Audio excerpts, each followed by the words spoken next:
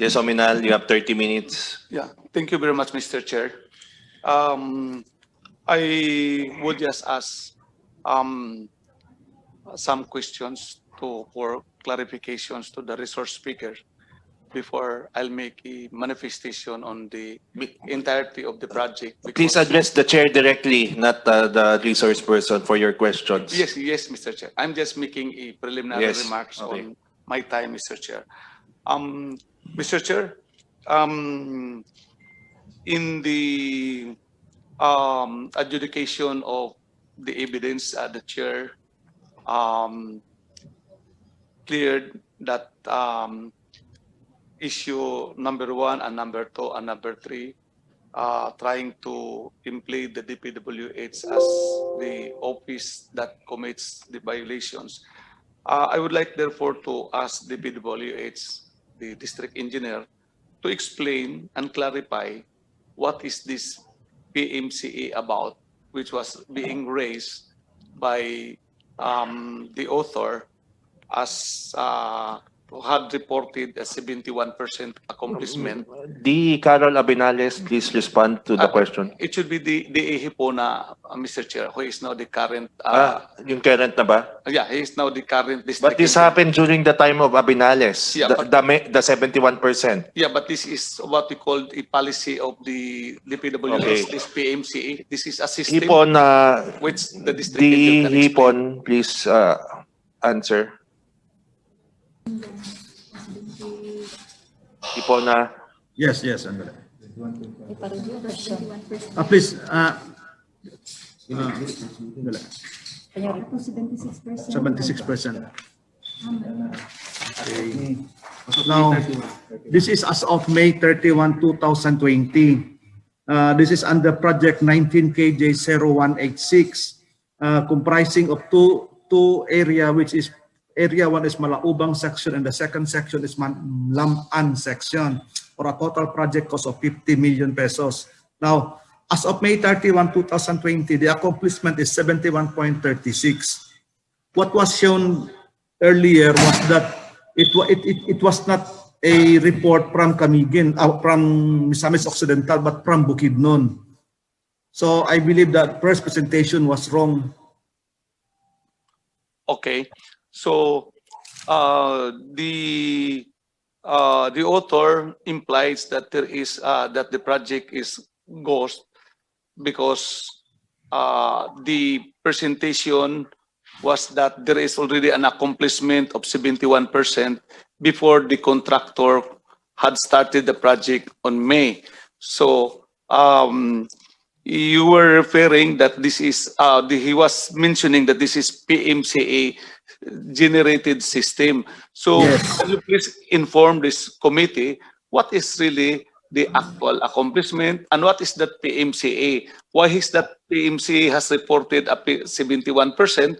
No, when the accordingly it does not reflect to the actual accomplishment. Can you please explain that system for the satisfaction of the committee members?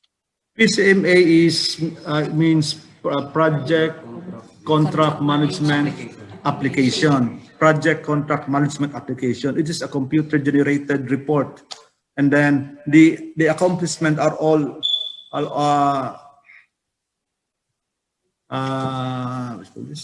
based on projection of the per CPM. Yes, based on projection as per our prepared per CPM. And along the way, it may change based on if there be any changes in the project, such as variation orders or any suspension orders. Now, the 71.36 is correct, and because based on our report as of May 20 to 2020, what was reported was 71.36. That is correct, sir. But and that is for May 31, 2020. And that report is based on the original PERT-CPM, which was not yet amended because of the suspension, yes, which sir. Yes, sir. earlier mentioned, because the contractor wasn't able to start the work immediately since the lot was not yet available. Yes, sir. This is still subject to change upon approval of the variation orders. suspension orders.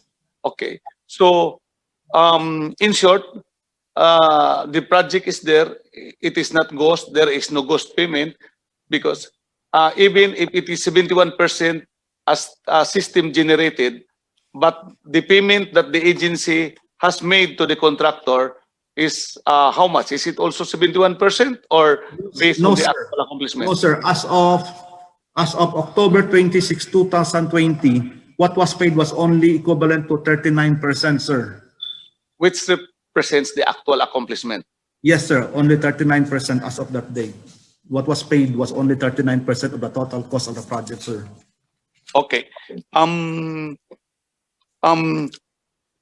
Mr.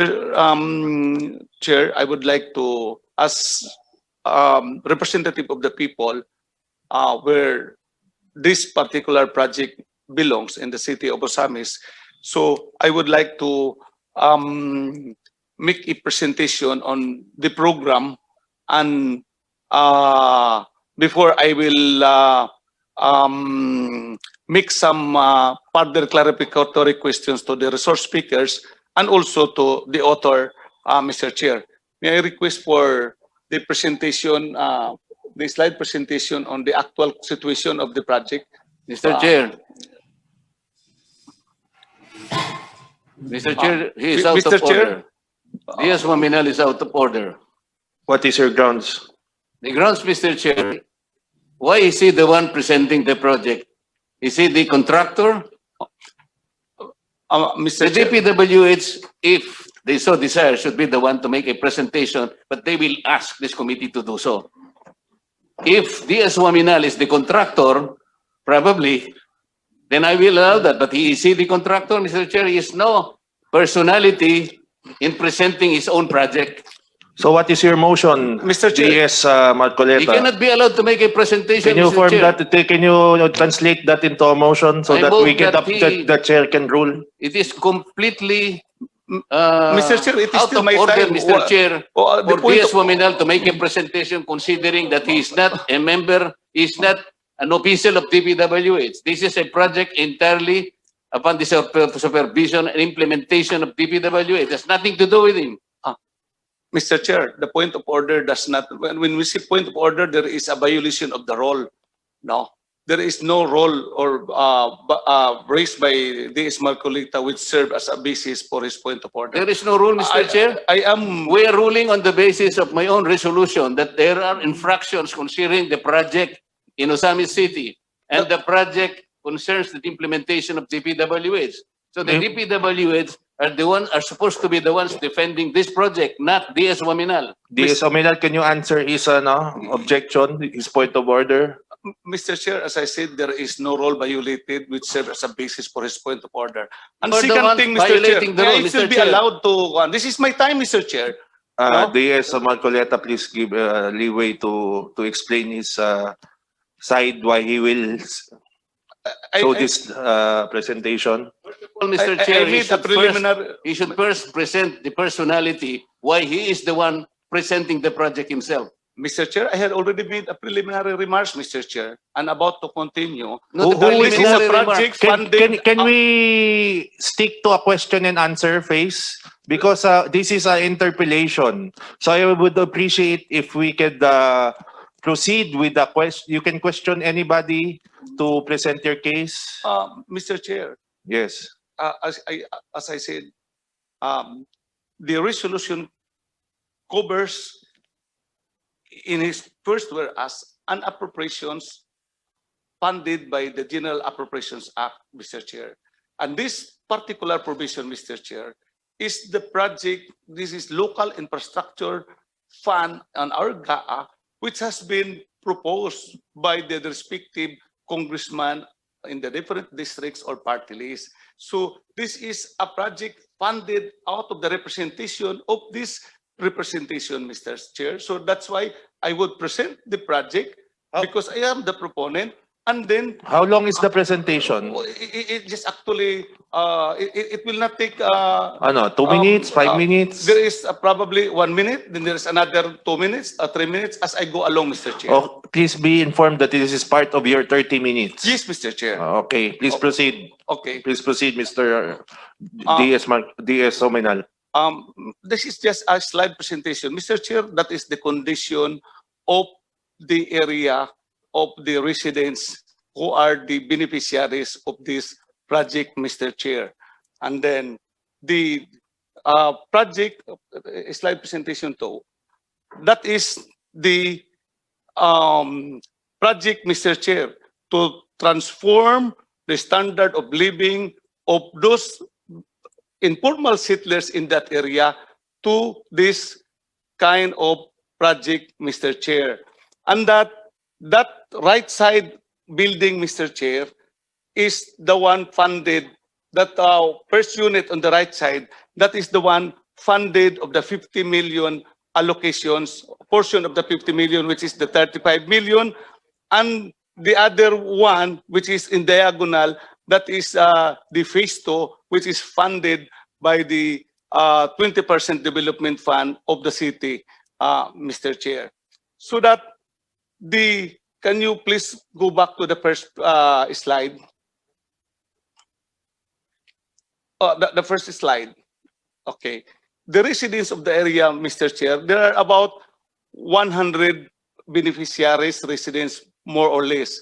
Of this, Mr. Chair, may I make a manifestation that this slide was taken during the height of Sendong, Typhoon Sendong? Mr. Chair, he can We're make being misled, manifestation Mr. later. Chair. This was taken during the Typhoon Sendong, Mr. Chair, not in Lam-An. This is not in Lam-An. Noted, noted. Mr. Noted, Chair. please do not engage. Is a this question. in Barangay Lam-An? I want to ask him, is this Barangay Is this in Lam-An? Barangay Lam-An? Yes, Mr. Chair. That is not That in is Lam-An, the- Mr. Chair. I I will ask residents. Please During the listen, time during the ethics please do not committee, engage they will one another and ask identify the all chair directly your questions. Mr. Yeah. Chair, this slide is misrepresenting and he is misleading this court, this committee. This is not in Lam-An. This is somewhere else, maybe Malaubang, but this was taken at the height of Typhoon Sendong, which is 5 years ago. 5 years ago. Huwag tayo mag-sled and do not put us drawings here. May I just be You allowed can to put continue? Yes, up the yes, best drawings here. That this is not the way. Please, noted, DS Marcoleta. Please proceed. DS Oaminal, you have already consumed 12 minutes of your time. Mr. Chair, so this is the site of the Lam-An housing project. This right side, Mr. Chair, there are about 100 more or less residents in the area. And of the 100 residents, only currently only 2 opposes in the expropriation, what we call in the original negotiation with the local government, Mr. Chair. The concept of the program is that the national government through the DPWH will fund the building and the land shall be the counterpart of the local government unit. So it's the local government, that's why it's the local government that handles the expropriation, Mr. Chair. And of the residents, the residents are the beneficiaries. So that when the DPWH started the construction, the residents voluntarily dismantled their houses and then turn over it to the local government. That's why the contractor only made the clearing operations. And that is why, Mr. Chair, in the adjudication of evidence with the author, he cannot mention who are those residents who are affected or who are complaining. Because practically, Mr. Chair, that's why the government was able to immediately start the project after the negotiation, because the residents voluntarily. There is only one, Mr. Chair, which is the client of the author, the Neri family. And the Neri family, until now, the house is not yet demolished. Can you please show the picture of the Neri family? But anyway, and Mr. Chair, the one which was presented by D.S. Marcolita, the one with backhoe and the one those shouting, are not, that is not the site which the buildings have been constructed now, have been constructed. That is actually on the opposite side. And that particular incident, Mr. Chair, the one shouting there are not the residents of that particular building, because that particular house that was already vacated by the owner because Mrs. Regina Garcines, because there was already a writ of possession issued by the court, and the owner had complied, no, respectfully complied with the writ of possession. So the one that was shouting there is not really the residents. It was a fake voice, Your Honor, of the Neri family, because that particular house is adjacent or close to that Neri family, which is the client of the author, which I said there is the house is not yet demolished until at present. Mr. Chair, the resolution calls for illegal demolition. As manifested by the local government of Ozamiz City, there is no illegal demolition because it's the owners that temporarily that dismantle their houses after they have been paid and settled by the government, by the local government, and then because after the completion of the project, they will have to be to return the area because they are the beneficiaries. That is why we are now raising an issue on who are the complainants, because until now the author has not informed this body on who are the complainants, so that we could have asked the complainants if they have really houses which are being demolished, because the issue of the resolution is illegal demolition and harassment.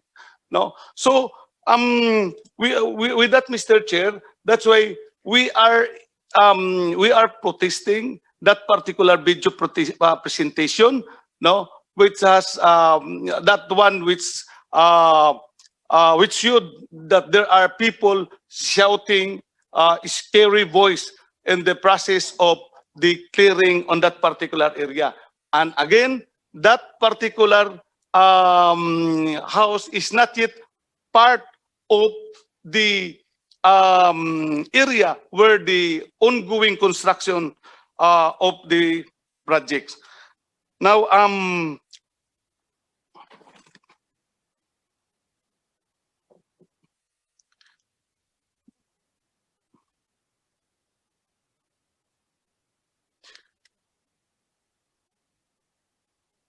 so that I maintain, Your Honor, no. I would like also to mention, because in the opening statement of the author, that there is that 15 million, part of the 50 million, which is also part of the Malaubang project, that he was insinuating that the implementation of the project is not in accordance with the law because it is a public land. We maintain, Your Honor, Mr. Chair, that the government projects should always be in the public land, on the government land. That is why when it is a private land, it has to be purchased by the government, and in the absence of, if there is a failure of the negotiation, the government has to resort to expropriation. I would also take exemption on the manifestation of the author, although it is not part, supposedly, of the resolution, but he had mentioned of that House bill that I filed converting that particular property in Malaubang into an alienable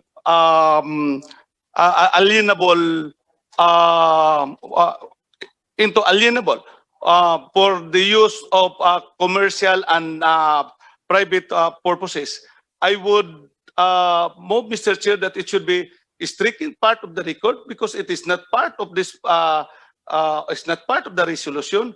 It is not germane to the subject matter of this resolution, and it is, I believe, an intrusion, no, to the right of this representation to file bill which he believed is for the best interest of his district. Mr. Chair, I And- thought he was going to make a presentation of the project only. He's already controverting what I have already asked from the, from the resource person. It is his time. It is his 30 minutes. Now he has only 10 minutes. So And his interruption was deducted in that 10 minutes, Mr. Chair. not yet. We will deduct it. Thank you very much, Mr. Chair. So, I'm manifest, Mr. Chair, that that should be deleted because that is not part. And I feel maliciously malign with that particular Can we- presentation, Can Mr. we Chair. correct that, Mr. Because- Chair? I'm not making any malicious accusation here. No, Mr. Chair, that is still my time, Mr. Chair. No, Can we strike from the record what he is trying to allude to me, Mr. Chair? I'm not making any malicious accusation. yeah, Okay. I will rule after you give me a little airtime. If you are keep on debating each other, I cannot rule on the two requests. First, on the DSA Oaminal, since it is Oaminal, Mr. Chair. Oaminal, since this is not in the resolution, the third project, let us limit to the Lam-An project. Yeah, that's why, Mr. Yes, I rule on that favor. Yeah, that is, Lam-An, Yeah, that- building 1 and 2. yes, Mr. Chair. That's why Yeah. I am Mr. Chair, part of my I manifestation would that like it should be to stricken on the inform the record. chair Yes. that the project includes the third project. For example, So, in are you the saying title- this is part of one contract? Yes, it's part of one contract. The contract is this, What? 19KJ0186. Yes. What is the construction of multipurpose building, open and close parenthesis, housing project, cluster 1 with and 2. site development. So, In Laman and in The- the other the barangay. multipurpose are two types of building. These are condo types comprising of two buildings. And the cluster is in Maluubang. So it is encompassed in one title only. This is the contract. That is Okay, why then is I why stand to it's be not corrected. correct. If this is one contract, one government project, one allocation in the GAA, then this is part of the hearing. Mr. Chair, the only question, Mr. Chair, is the funding. that is not my point, Mr. Chair, that I want to be stricken out of the record. What I want to be stricken out of the record was part of his presentation of the House bill that I filed, converting that particular area into an alienable property, Mr. Chair. What That are is you not saying? part- The press conference, the No, Mr. Chair. He was mentioning about the bill that I filed currently, and he was even insinuating if I made a disclosure. it is premature to rule on that because we haven't we cannot rule on that yet because we haven't heard the facts of that particular case. This is just a one sentence allegation of one of the 8. No. Yeah, It's not part of the 8, Mr. Chair. it's not part of the 8. Yeah, he was just mentioning about the House bill, which I am making. The House bill that I filed 8095, Mr. Chair. This is a separate House bill, no, which is not part of the agenda. This is not part of the resolution. Mr. Chair, He was. the cluster housing, Mr. Chair, was built on a public land. Yes. And belatedly, he filed Yes, I He remember. filed a bill I remember. Let me. to remedy the situation, Yes. Mr. Chair. Yes. Uh, Yeah, I know. I heard. Because that particular public land is inalienable. It is not disposable. So he wanted to remedy this by filing a bill. The title of his bill is Mr. Chair, objection. seeking- This is still my time. seeking to No. reconvert. That is not my intention, I'm Mr. making Chair. a point of He- order. No. And your point of He is order does trying not to make- germane to the subject matter Mr. of the Chair, case. stop. 2 minutes suspension. Thank you, Mr. Chair.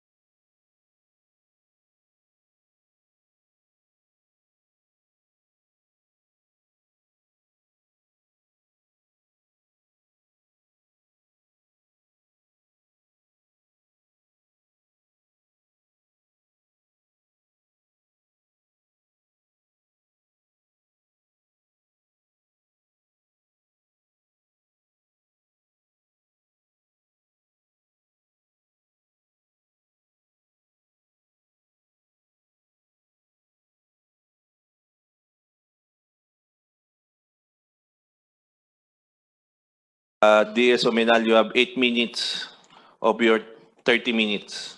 Part of the deducted, Mr. Yes, Chair. yes. Part. May I know if the representative of the OSD is now on board? Ah, Is yes. in the blue barong. Yes, thank you very much, Mr. Chair. I would like to ask the OSJ on you submitted a position paper in relation to resolution number 1197, which is the subject of this inquiry. And in your position paper, you cited in page 2, first paragraph, which I quote, any local government unit, LGU may adopt Republic Act number 10752 or the Right of Way Act 2015 to implement the infrastructure project based on Section 3 of that law. And you enumerated Section 3, which is national government projects. And on the last sentence of this is subject to the provisions of Republic Act number 7160, otherwise known as the Local Government Code of 1991. Local government units may also adopt the provision of this act for use in the acquisition of right-of-way for local government infrastructure projects. Will you please expound on further on this particular provision in relation to the power of the LGU in initiating the expropriation case against the respondents in this particular case? Mr. Chair. Yes, Mr. Chair, Your Honor.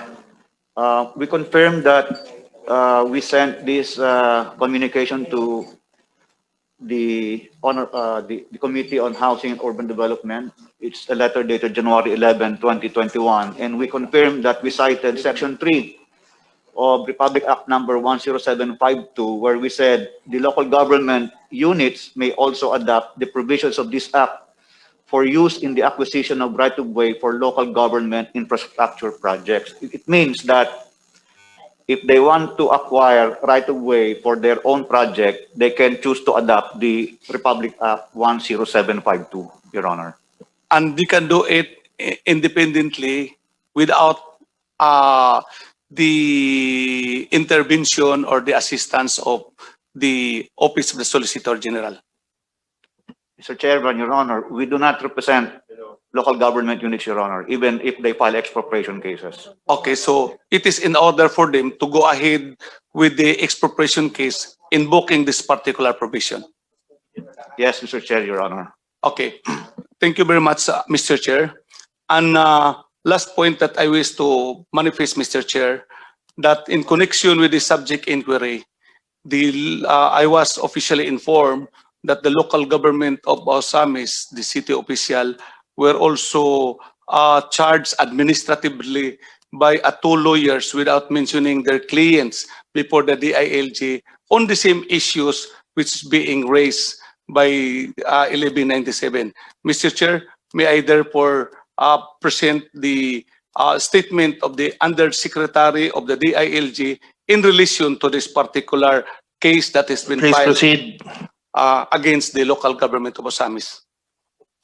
The preliminary statement of Yusek Dinsing.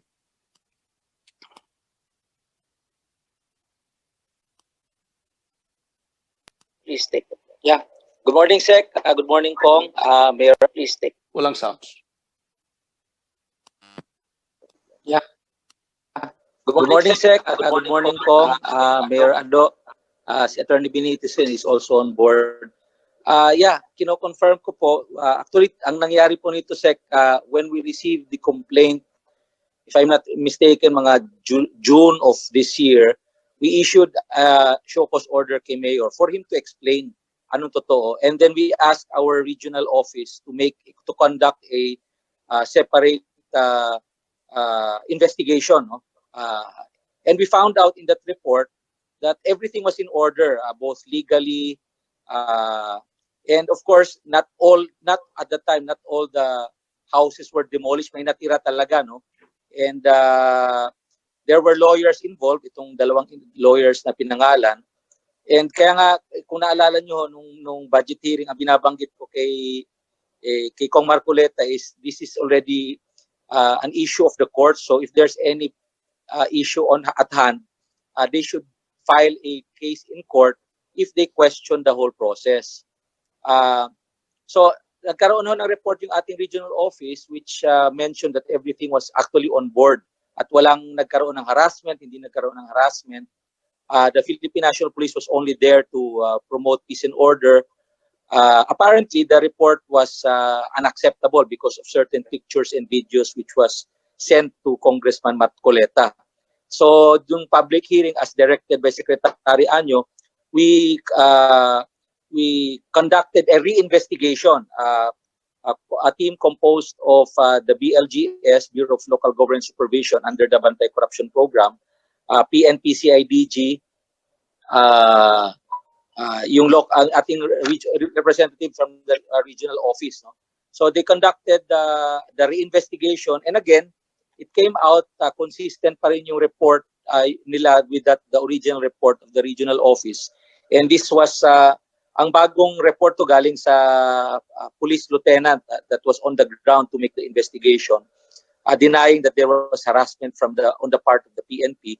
And bumaba rin yung ating another investigation team from the provincial office, and again confirming. In fact, sa huling report po, as of I think November 12, there were still 22 undemolished houses out of the 35 kasi yung 13 po nag-self-demolish na at tumipat dun sa temporary resettlement site. Dun sa 22 of 21, at sa 21 of 22 are really supportive also of the housing project of Congressman Oaminal. Yung isa, tama yung nabanggit dun sa presentation, yung Neri family, which is the only one really opposing the project. Nag-iisa na lamang po yun. And based sa nakita ko kanina sa presentation ni Kong Oaminal, mukhang nag-giveaway na rin yung nag-iisang opposition, yung Neri family. So if the presentation is considered, then as of today, Secretary Ed, kompleto na ho. In other words, wala na ho opposition dun sa